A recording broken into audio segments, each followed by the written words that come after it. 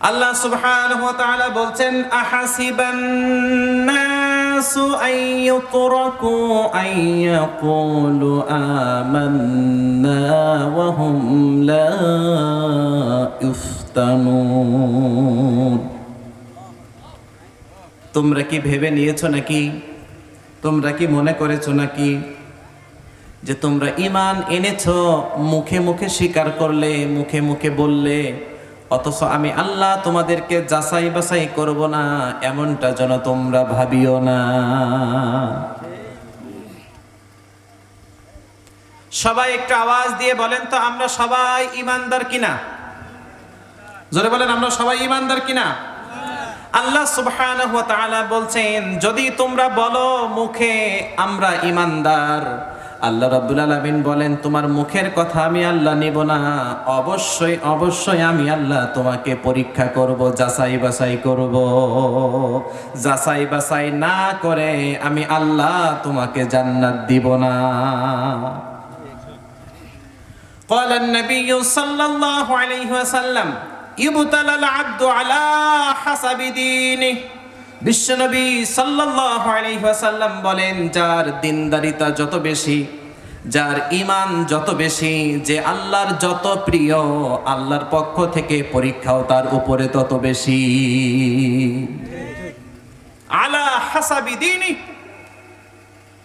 আপনার দিনদারিতা, আপনার ঈমান যত পক্ত, আপনার ঈমান যত বেশি, আপনার উপরে রবের পরীক্ষাও তত বেশি। আশাদ্দুন নাসি বালাআন আল আমবিয়া সুম্মাল আমসালু ফাল আমসালু। জমিনের মধ্যে সব চাইতে বালা মুসিবত বিপদ আপদ আল্লাহ সুবহানাহু ওয়া তাআলা বেশি দিয়েছেন সব চাইতে, যাদের তারা আর কেউ নন, তারা হলো নবীগণ, রাসূলগণ। সুবহানাল্লাহ।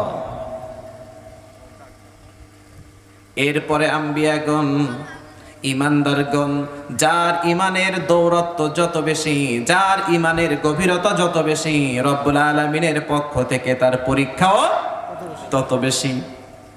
সুতরাং আমরা যদি বলি আমরা ইমানদার, আল্লাহ বলেন তুমি মুখে বলছো ঠিক, কিন্তু ইমানের উপরে কতটুকু তুমি টিকে আসো, টিকে থাকো, টিকে থাকতে পারবা, আমি আল্লাহ অবশ্যই অবশ্যই এটা যাচাই বাছাই করে দেখব। তার মানে বোঝা গেল ঈমানটা আনতে হবে, আর ঈমানের উপরেই মৃত্যুবরণ করতে হবে, না হলে কল্যাণ নাই।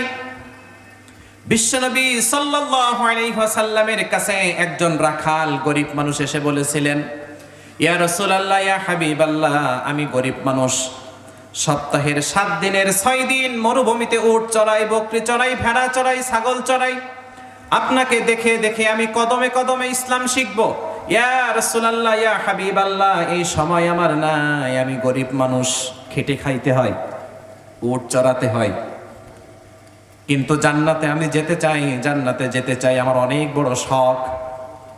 আপনি এমন একটা কাজের কথা আমাকে বলে দেন, যেই কাজটাকে অনুসরণ করে, যেই কাজটা করে আমি আল্লাহর জান্নাতে যেতে পারি। বিশ্বনবী সাল্লাল্লাহু আলাইহি ওয়াসাল্লাম বললেন, কুল আমানতু বিল্লাহ সুম্মা ইসতাকিম। জোরে পড়েন আল্লাহু আকবার। তুমি ঈমান আনবা কার উপরে? আরো জোরে বলেন, কার উপরে? সুম্মা ইসতাকিম। ওই ঈমানের উপরে তুমি অটল থাকবে, অবিচল থাকবে, আঠার মতো লেগে থাকবে। ঈমান থেকে তুমি কখনো বিচ্যুত হবে না। যদি তুমি বলতে পারো আল্লাহ আমি তোমার উপরে ঈমান এনেছি, এরপরে তোমার উপরে যত পরীক্ষা হোক, যাচাই বাছাই হোক না কেন, সবগুলো পরীক্ষা যদি তুমি সফলতার সাথে উত্তীর্ণ হতে পারো, ঈমানটা নিয়ে যদি তুমি মৃত্যুবরণ করতে পারো, ঈমানের উপরে যদি তুমি ইস্তেকামাত থাকতে পারো, আল্লাহর হাবিব বলেন, তাহলে রব্বুল আলামিন তোমাকে জান্নাত দিয়ে দিবে। তাহলে বোঝা গেল ঈমানদার দাবি করলেই পরীক্ষা আছে না নাই? কেমন পরীক্ষা? وَلَنَبْلُوَنَّكُمْ بِشَيْءٍ مِّنَ الْخَوْفِ وَالْجُوعِ وَنَقْصٍ مِّنَ الْأَمْوَالِ وَالْأَنفُسِ وَالثَّمَرَاتِ وَبَشِّرِ الصَّابِرِينَ الَّذِينَ إِذَا أصابتهم مصيبة قالوا إنا لله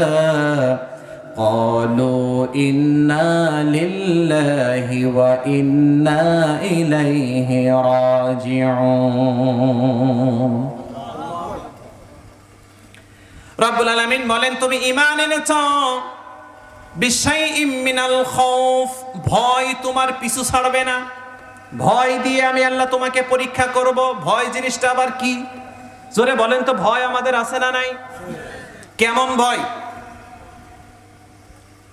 ক্ষমতায় আছে এক দল, আমি করি আর এক দল, কখন না জানি মামলা হয়ে যায়, কখন না জানি ব্যবসা প্রতিষ্ঠানে এসে হাতে হ্যান্ডকাপ দিয়ে চলে নিয়ে যায়। মাদ্রাসায় চাকরি করি, কখন না জানি মাদ্রাসার চাকরি থেকে আমাকে অব্যাহতি দিয়ে দেওয়া হয়।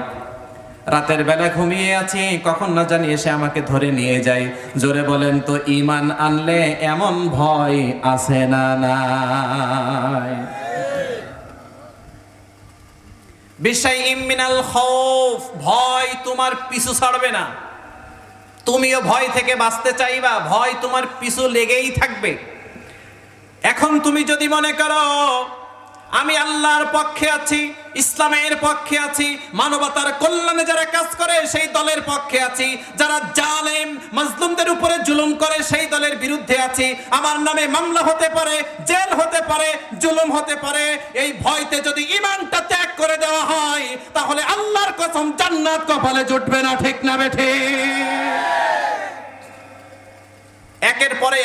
একের পরে এক জোরে একটা আওয়াজ দিয়ে বলেন তো, ডজন ডজন মামলা আছে, এমনও মানুষ আমাদের এলাকায় আছে না নাই?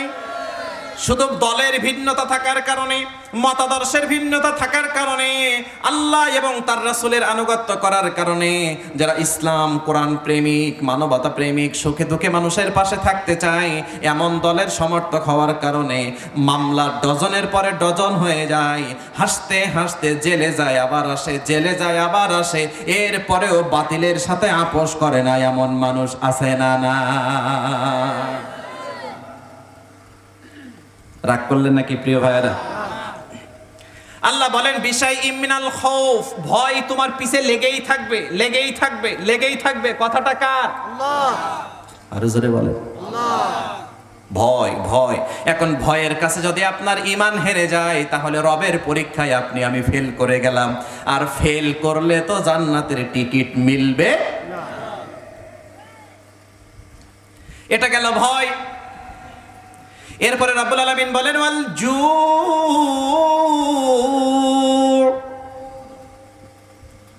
আমি আল্লাহ তোমাকে ক্ষুধা দিয়ে পরীক্ষা করব, তুমি 3 বেলা পেট পুরে খেতে পারবে না। তুমি একটা ব্যবসা করতে, ব্যবসা প্রতিষ্ঠানটাকে ভাঙচুর করেছে, জ্বালিয়ে দিয়েছে, পুড়িয়ে দিয়েছে, শুধু রাজনৈতিক মতাদর্শের ভিন্নতা থাকার কারণে। জোরে বলেন তো, এমন জালেম আমাদের সমাজে আছে না না? দোকান বন্ধ কর, তুই দোকানদারি করতে পারবি না, শাটার নামিয়ে তালা লাগিয়ে দিয়েছে। আছে না নাই? জোরে বলেন। রেজাল্ট ভালো, সব কিছু ভালো, রিটেনে টিকেছে, পরীক্ষায় উত্তীর্ণ হয়েছে, ভাই ও রেজাল্ট ভালো, বাড়ি এবার ইনকোয়ারি করতে এসেছে, খোঁজ খবর নিতে এসেছে, এসে দেখে এইটা আমার দলের মানুষ না, সাথে সাথে রিপোর্ট করে কিন্তু আমাদের দলের না, পরে জানিয়ে দেয় সরি দুঃখিত আপনার চাকরি দিতে পারলাম না। আছে না না? আপনার ব্যবসা প্রতিষ্ঠান বন্ধ, মাছের ঘেরে আপনি মাছ ছাড়তে পারেন নাই, চাকরির সেক্টরে আপনার জায়গা হয় নাই, ব্যবসা প্রতিষ্ঠানের তালা, স্ত্রী সন্তানদেরকে খাওয়াবেন কি? ক্ষুধা, ক্ষুধা, ক্ষুধা, অভাব, অনটন, এদিকে দিনা, ওদিকে ঋণ, এদিকে মানুষ টাকা চায়, এদিকে এই করে, এদিকে আল্লাহর পরীক্ষা, যাব কোথায়? এখন যদি মনে করি না না না না না না, আগে জীবন বাঁচাই তারপরে ঈমান আনবানে, যদি আপনি এই সুযোগে বাতিলের সাথে হাত মিলিয়ে আপোষ করেন, ঈমানের পরীক্ষায় হেরে গিয়েছেন, এই ঈমান নিয়ে জান্নাত হবে না। ওয়াল জু, বিশ্বনবী সাল্লাল্লাহু আলাইহি ওয়াসাল্লাম আপনার চাইতে আমার চাইতে বেশি ক্ষুধার সম্মুখীন হয়েছেন নাকি হয় নাই? একটু বলি প্রিয় ভাইরা, বিশ্বনবী সাল্লাল্লাহু আলাইহি ওয়াসাল্লামের বাসায় দিনের পরে দিন চুলায় আগুন জ্বলতো না।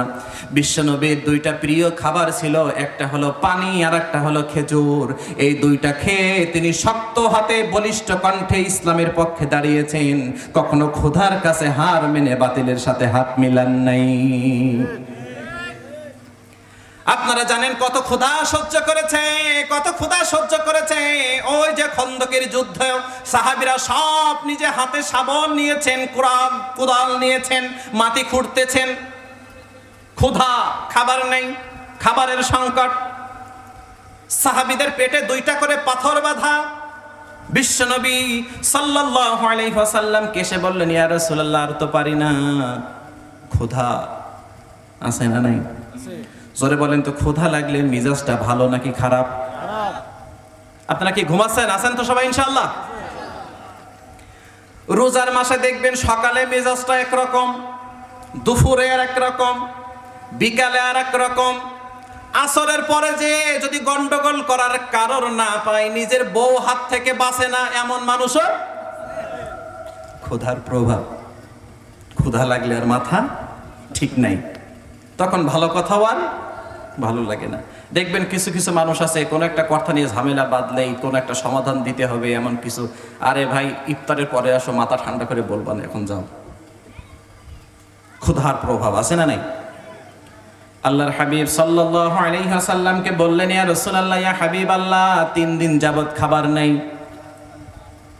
এই যে দেখেন পেটে দুইটা করে পাথর বেঁধেছি। আল্লাহু আকবার পড়েন।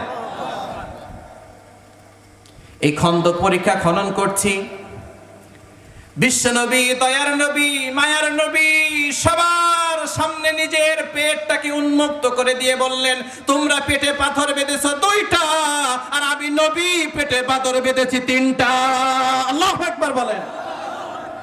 তোমরা 2টা বেঁধেছো, আমি নবী মুহাম্মদ সাল্লাল্লাহু আলাইহি ওয়াসাল্লাম 3টা বেঁধেছি। ক্ষুধার যন্ত্রণা তো আমারও আছে, কিন্তু ক্ষুধার কাছে হেরে যে ওই কাফের শক্তি, বাতিল শক্তিদেরকে ইসলামী রাষ্ট্রের সীমানা দখল করতে দেওয়ার কোনো সুযোগ দেওয়া যাবে না। সুতরাং ক্ষুধার কাছে হারা যাবে না। এই ক্ষুধা দিয়ে যিনি পরীক্ষা করবেন, জোরে বলেন তিনি কে? জীবনের উত্থান পতন আছে না নাই? হ্যাঁ, কখনো ধনী, কখনো গরিব। চোখের সামনে এমন অনেককে দেখবেন, আপনি ছোট থাকতে দেখেছিলেন বিশাল সম্পদের পাহাড় গড়েছে, কিন্তু আপনার বয়স হতে হতে দেখছেন আজকে নিঃস্ব হয়ে গেছে, মানুষের কাছে একটা চা চেয়ে খায়, এমন মানুষও আছে।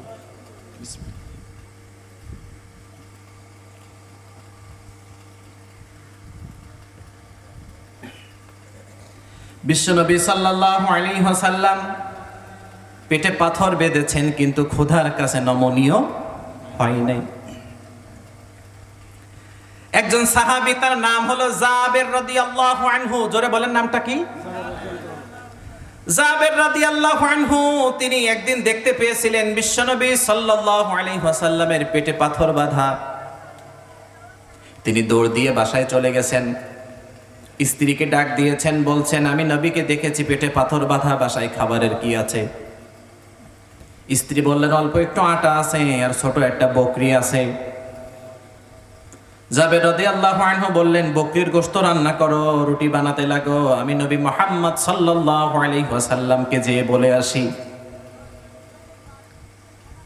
জাবের রাদিয়াল্লাহু আনহুর স্ত্রী বললেন, শোনেন, আপনি যাবেন যে বিশ্বনবী সাল্লাল্লাহু আলাইহি ওয়াসাল্লামের কানে কানে বলবেন, ইয়া রাসূলুল্লাহ, ইয়া হাবিবাল্লাহ, আমার বাসায় আপনার দাওয়াত।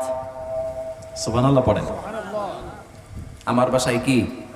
আপনার দাওয়াত। আটা অল্প একটু, বকরি ছোট্ট একটা বকরি। জাবের রাদিয়াল্লাহু আনহু খন্দকের প্রান্তে গেলেন। যাওয়ার পরে বিশ্বনবী সাল্লাল্লাহু আলাইহি ওয়াসাল্লাম সাল্লামকে বললেন, ইয়া রাসূলুল্লাহ, ইয়া হাবিবাল্লাহ, কানে কানে আস্তে আস্তে, আমার বাসায় আজকে আপনার দাওয়াত। একটু আওয়াজ দিয়ে বলেন তো, বিশ্বনবী কি এই মাপের নেতা নাকি যে নিজে পেট পূজা করবে আর সবাইকে ক্ষুধার্ত অবস্থায় রাখবে? তিনি কি এমন নেতা নাকি? আর জোরে বলেন এমন? আপনার আমার নেতার মতো নাকি? নিজে তো খাবে খাবে, বিধবার টাকাও খাবে, চাউলও খাবে, গমও খাবে, তেলও খাবে, তেল রাখার জায়গা নাই, ও তেলের উপরে তশক বিছাইয়ে ওই তশকের উপরে শোবে, এমন জালেম নেতাও আমরা বাংলাদেশে দেখেছি, ঠিক না বেঠে? বিশ্বনবী কি এমন নাকি? জোরে বলেন। বিশ্বনবী দাওয়াত শুনলেন, সবাইকে এলান করে বললেন, শোনো, জাবের তার বাসায় আমাদের সবাইকে দাওয়াত দিয়েছে। সুবহানাল্লাহ বলেন ভাইরা।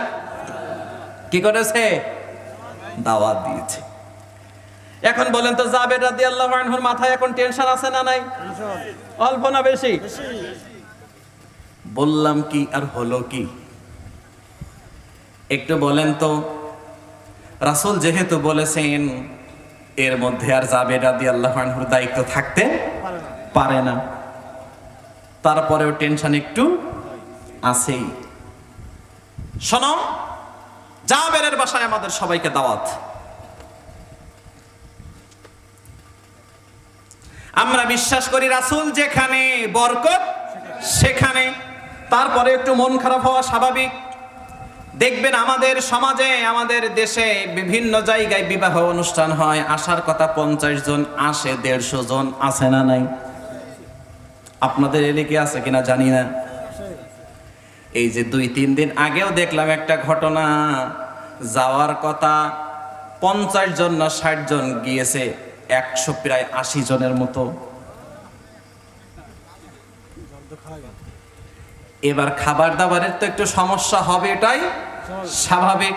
আপনি যে যদি বলেন যে আমি খাবার পাইলাম না কেন, এ করলাম না কেন, সে করলাম না কেন, এবার দুই পক্ষের মারামারি শুরু, বর বউ রেখে চলে এসেছে। আরো কিছুদিন আগে একটা খবর দেখলাম, বিবাহ অনুষ্ঠানে যাওয়ার কথা যা গিয়েছে তার 3 ডাবল। খাওয়ার সময় দই দিতে পারে নাই, 7 আপ দিতে দেরি হয়েছে, গন্ডগোল শুরু, বর সহ 10-12 জন আহত। এমন বিবাহ অনুষ্ঠান আছে। আপনাকে দাওয়াত দিয়েছে, প্রিয় ভাইরা, রাগ করতেছেন না তো আপনারা? দেখবেন সমাজে এমন কিছু মানুষ আছে, আপনার বাসায় একটা অনুষ্ঠান, আপনি একজনকে দাওয়াত দিলেন, এখন দাওয়াত দিয়েছেন একজনকে, উনি আবার করেছে কি, ওনার ছেলেকে ছাড়া উনি নাকি দাওয়াতে যান না, ছেলেকে সাথে নিয়েছে। হয়েছে কয়জন? যারা বলেন কয়জন? বিবাহ অনুষ্ঠানে যাচ্ছি যখন, বাসায় বউটা একা আছে, বউকে কিভাবে রেখে যায়, তা চলো যাই, যা হয় আল্লাহ ভরসা। এখন হয়েছে কয়জন? দাওয়াত দিছে কয়জনের? তার 2 জন যে আপনি অতিরিক্ত জোর করে তার কাঁধের উপরে চাপাই দিলেন, এর দায়ভারটা কে নেবে? আপনি যদি প্রথমে বলতেন ভাই আমরা 3 জন যাব, তাহলে সে সেইভাবে আয়োজন করত। আপনি যদি 150 জনই যাইতে হবে, খাওয়া যদি আপনি না খেয়ে থাকেন, বরযাত্রীর খাওয়া খাইতেই হবে, তাহলে আগে বলতেন বেচারাটা জায়গা জমি বেচে হোক কিংবা কারোর কাছ থেকে ধার দিনা করে হোক, আপনাদের জন্য 2টা ব্যবস্থা করত। কিন্তু যাওয়ার কথা 20 জন, গিয়েছেন 150 জনে, ওই লোকটা এখন কি করবে? জোরে বলেন তো, এমন ঘটনা আছে না নাই? কিন্তু এমনটা না, এমনটা না, এমনটা না। বিশ্বনবী সাল্লাল্লাহু আলাইহি ওয়াসাল্লাম যেখানে বরকত সেখানে। জাবের রাদিয়াল্লাহু আনহু বাসায় গেলেন, তার স্ত্রীকে বললেন আদ্যপান্ত সব ঘটনাগুলো। জাবের রাদিয়াল্লাহু আনহুর স্ত্রী বিশাল বাহিনীকে দেখে তিনাকে বললেন, আপনাকে বললাম কি আর করলেন কি? আমি বললাম রাসূলের কানে কানে বলবেন, খাবার তো অল্প একটু। জাবের রাদিয়াল্লাহু আনহু বললেন, আমি রাসূলের কানে কানেই বলেছি, কিন্তু রাসূল সবার মাঝে এলান করেছে, ওটা আমি কিছুই জানি না। সুবহানাল্লাহ বলেন প্রিয় ভাইরা, আমি কিছুই জানি না। বিশ্বনবী সাল্লাল্লাহু আলাইহি ওয়াসাল্লাম সহ তার সব সাথীরা আসলেন। এসে আল্লাহর রাসূল জাবের রাদিয়াল্লাহু আনহুর চেহারা দেখে তো বুঝতে পারতেছেন তার মনের মধ্যে কি চলতেছে। বিশ্বনবী বললেন, ও জাবের, গোশত দিতে থাকো, রুটি দিতে থাকো, গোশত দিতে থাকো, রুটি দিতে থাকো। এইভাবে করে করে খন্দকের সব সাহাবীদেরকে গোশত দিলেন, রুটি দিলেন, পরে তৃপ্তি সহকারে খেয়ে নিলেন। যেমন গোশত তেমনই আছে, যেমন রুটি তেমনই রয়ে গেছে।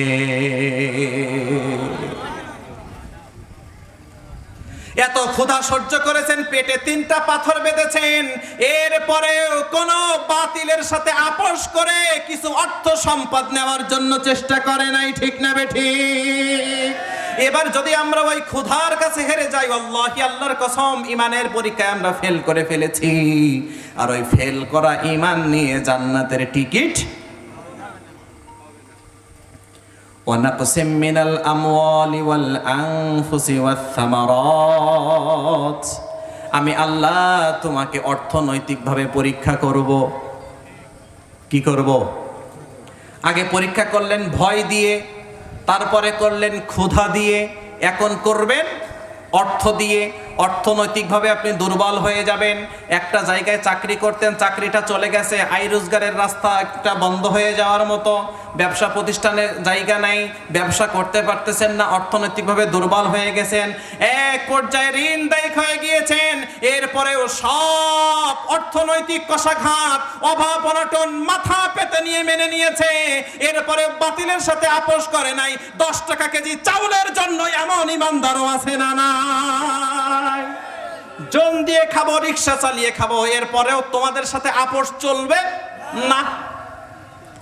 এমনও ব্যক্তি আছে দেখবেন সমাজে, 10 টাকা কেজির এক চাউল দেয়, 10 টাকা কেজি দরে চাউল দেয়। যখন সমর্থন করার দরকার পড়ে, ওই ব্যক্তিটা একজন জালেমকে যে সমর্থন করে আছে ওই কিছু চাউলের জন্য। আছে না নাই?